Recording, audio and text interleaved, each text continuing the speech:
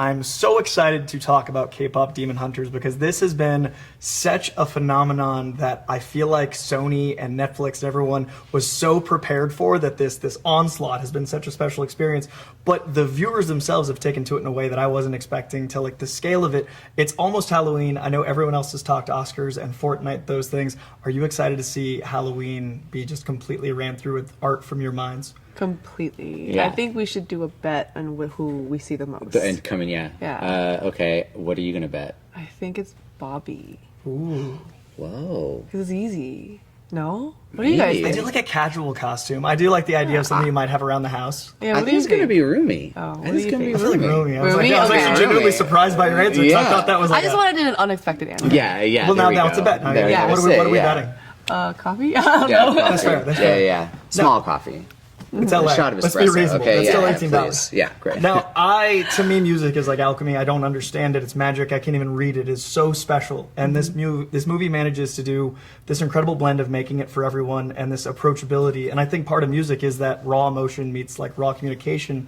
What do you think it is about this particular music that spoke to the world in this unique way?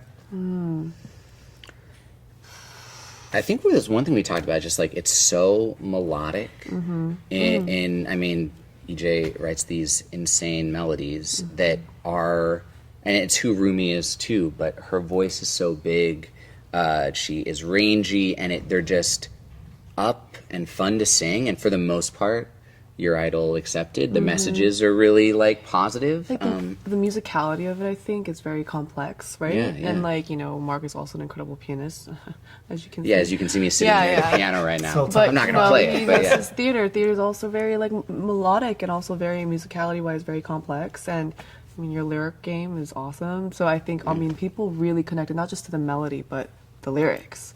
Like the lyrics that we try to provide. I feel like Mark really did a great job in just like bringing the characters, what they're feeling into lyrics, but still being lyrics, not just, was it diegetic? Like that's still like movie Yeah.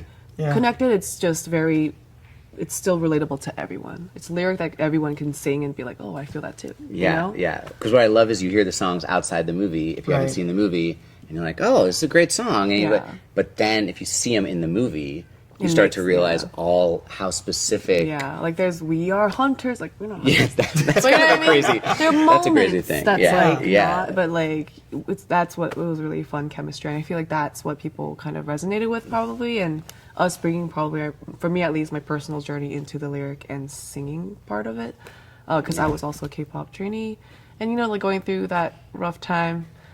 I don't know, I try to bring that in. Music is therapy for me, so Golden was definitely therapeutic to me. Well, you kind of wanted to be a music therapist for a little I bit, did, right? Yeah. literally. That's an incredible job. I love that idea. And this is that to a global scale. So effective, like it happens. Yeah. And you reached many people in many non-Zoom rooms, so thank you. Yeah, Now, yeah. you spoke to this being like an individual song per moment, but I also heard that the songs were originally conceived to be their own unique entity and then added to moments in the film. Was there any of those placements that surprised you or you had different in your mind's eye before you saw how it was delivered?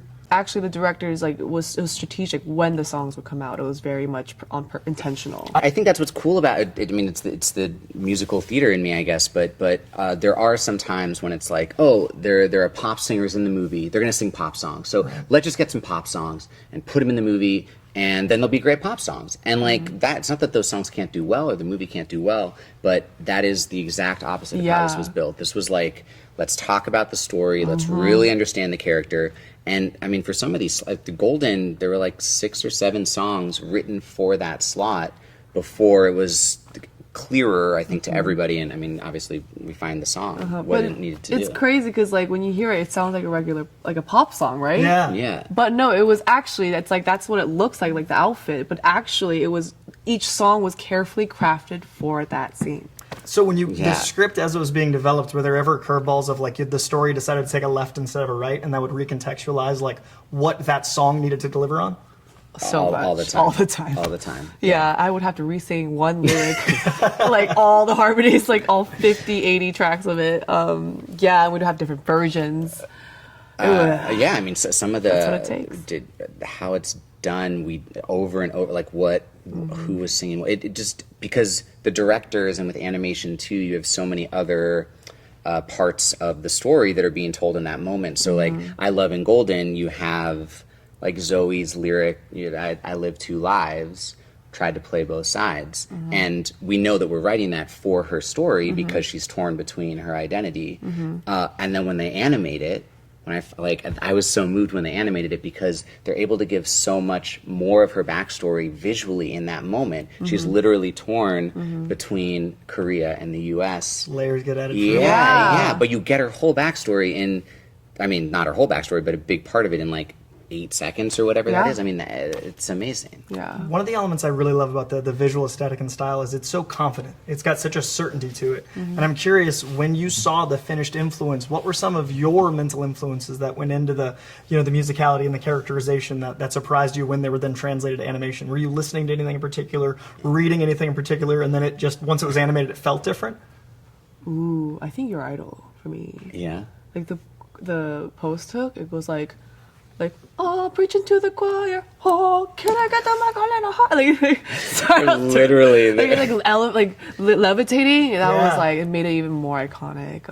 That was my part. No, I mean, you see some of this animation transformed. I mean, I'm talking about Golden, was the last thing animated, the last thing written, I found really moving.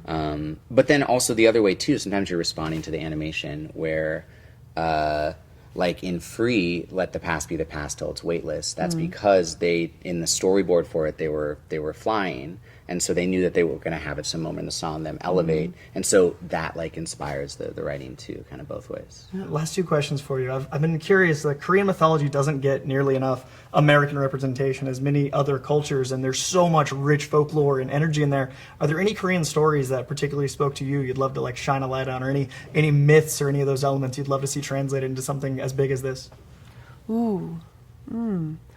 Well, I just love the idea that, first of all, the name Saja Boys was genius because there's something called Chosun Saja in Korean. It means Grim Reaper. And so Saja has so many meanings to it. It means like Grim Reaper. It also means lion in Korean.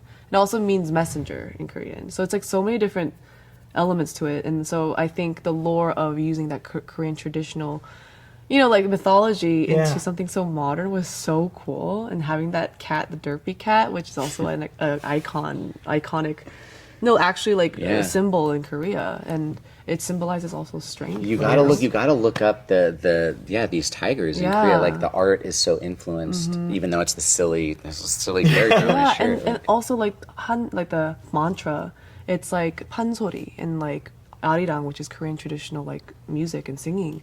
And back then they used pansori as like a way to show like the pain. It's like called the Han of Korea. And with the shame that people go through, it was perfect for Rumi too to sing that in a way that's like shows that pain, power in that pain.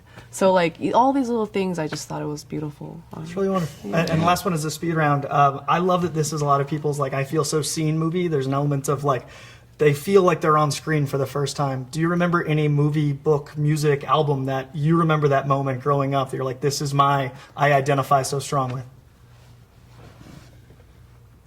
Toy Story. Yeah! That moves me every time. Oh, like the friendship, being together, like loyalty and taking care of one another, like ooh, and like how Andy like moves on, but that's also part of the beauty, giving off to someone else. And they paced him so well because I feel like every new Toy Story, like now at that point in my life, thanks for breaking You're me just again. growing up with it. Toy Story is like ooh, it gets my heart every time. We got what 5 coming out next year? I'm not ready, but I'm not ready Really? for whatever trauma they bring. Any for you?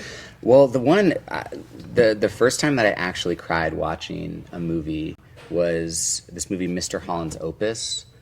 Check it out. Respect it. I know it. Yeah. But it's also about the power of music, and it's about a music teacher who like had always wanted to write his great work of art. And he's dealing with a lot of other things, and he's teaching to kind of get through it. And then at the end, well, maybe I won't ruin the ending. I was going to say, it goes places. I love how you've been in this vein this whole life. I love that you're destined for this. Man. Well, That's it really, it spoke to me, power of music, and happy to. Music and animation, and now here we are. Thank you very much. It's so special to see this movie become what it has, and I really appreciate your time. Thank you. Thanks for talking.